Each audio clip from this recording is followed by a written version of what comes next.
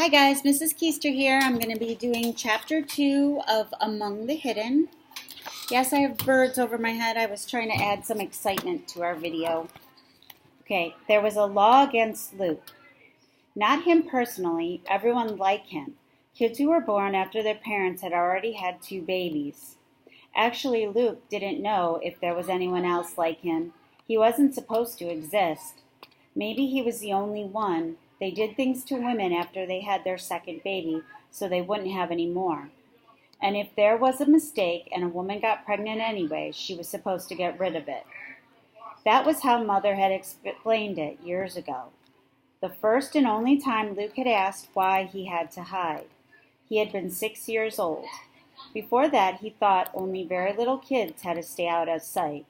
He had thought as soon as he was as old as Matthew and Mark, he would get to go around like they did, riding in the backfield and even into town with Dad, hanging their heads and arms out the pickup window.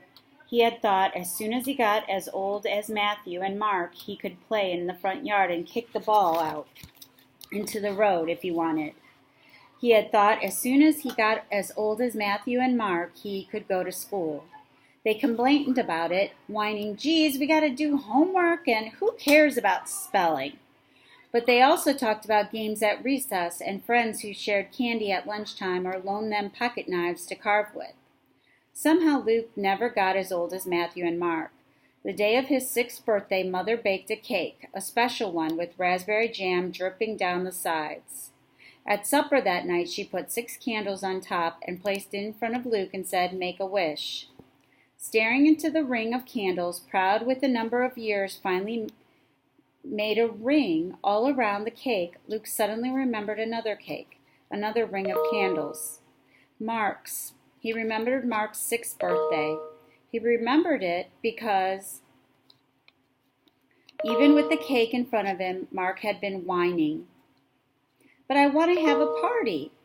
Robert Joe had a party on his birthday.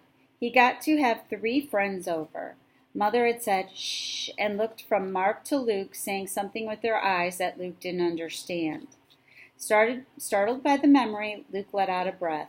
2 of his candles flickered, and one went out. Matthew and Mark laughed. "You ain't getting that wish," Mark said. "Baby, can't even blow out the candles." Luke wanted to cry. He'd forgotten even to make a wish, and if he hadn't been surprised, he would have been able to blow out all 6 candles. He knew he could have, and then he would have gotten, he didn't know, a chance to ride to town in the pickup truck, a chance to play in the front yard, a chance to go to school. Instead, all he had was a strange memory that couldn't be right. Surely Luke was thinking about Mark's 7th birthday, or maybe his 8th. Mark couldn't have known Robert Joe when he was 6, because he would have been hiding then, like Luke. Luke thought about it for 3 days. He trailed along behind his mother as she hung washout on the line, made strawberry preserves, scrubbed the bathroom floor. Several times he started to ask, "How old do I have to be before people can see me?" But something stopped him every time. Finally, on the 4th day, after Dad, Matthew, and Mark scraped back their chairs from the breakfast table and headed out to the barn, Luke crouched by the kitchen side window. One he wasn't supposed to look out because people driving by night catch a glimpse of his face. He tilted his head to the side and raised up just enough that his left eye was above the level of the windowsill. He watched Matthew and Mark running in the sunlight, the tops of their hog boots thumping against their knees. They were in full sight of the whole world, it seemed, and they didn't care. They were racing to the front door of the barn, not the side one off the backyard that Luke always had to use because it was hidden from the road. Luke turned around and slid to the floor out of sight. Matthew and Mark never had to hide, did they? He asked. Mother was scrubbing the remains of scrambled eggs out of the skillet. She turned her head and looked at him carefully. "No," she said. "Then why do I?" She dried her hands and left the sink, something Luke had almost never seen her do if there were still dirty dishes left to be washed. She crouched beside him and smoothed his hair back from his forehead. "Oh, Lukey, do you really need to know? Isn't it enough to know things are just different for you?" He thought about that. Mother was always saying he was the only one who would ever sit on her lap and cuddle.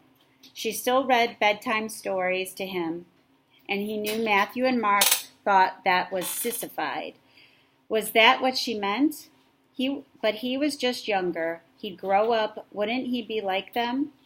With unusual stubbornness, Luke insisted, I want to know why I'm different. I want to know why I have to hide. So Mother told him. Later he wished he'd asked more questions, but at the time it was all he could do to listen to what she told him. He felt like he was drowning in the flow of her words. It just happened, she said. You just happened, and we wanted you. I wouldn't even let your dad talk about getting rid of you. Luke pictured himself as a baby left in a cardboard box by the side of the road somewhere, the way Dad said people used to do with kittens back when they were allowed to have pets. But maybe that wasn't what Mother meant. The population law hadn't been around long then, and I had always wanted lots of kids. Before, I mean. Getting pregnant with you was like a miracle. I thought the government would get over the foolishness, and maybe even by the time you were born, and then I'd have a new baby to show everyone. But you didn't. Luke managed to say, You hid me. His voice sounded strangely hoarse, like it belonged to someone else. Mother nodded. Once I started showing, I didn't go anywhere. That wasn't hard to do.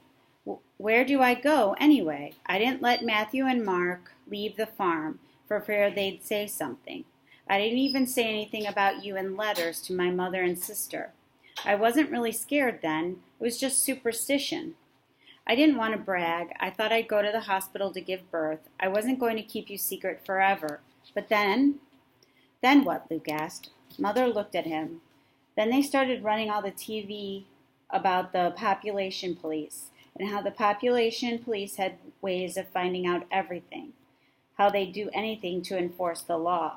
Luke glanced toward the hulking television in the living room. He wasn't allowed to watch it. Was that why? And your dad started hearing rumors in town about other babies. Luke shivered. Mother was looking far off in the distance to where the rows of new corn plants met the horizon. I always wanted a John, too, she said. Matthew, Mark, Luke, and John. Bless the bed that I lie on. But then I thank the Lord that I have you at least. And it worked out, the hiding, hasn't it? The smile she offered him was wobbly. He felt he had to help her. Yes, he said. And somehow, after that, he didn't mind hiding so much anymore. Who wanted to meet strangers anyway? Who wanted to go to school where, if Matthew and Mark were to be believed, the teachers yelled, and the other boys would double-cross you if you didn't watch out? He was special. He was secret. He belonged at home. Home, where his mother always let him have the first piece of apple pie because he was there and the other boys were away. Home, where he could cradle the new baby pigs in the barn, climb the trees in the edge of the woods, throw snowballs at the posts of the clothesline. Home, where the backyard always beckoned, always safe and protected by the house and the barn and the woods, until they took the woods away. The end, Chapter 2. See you next time.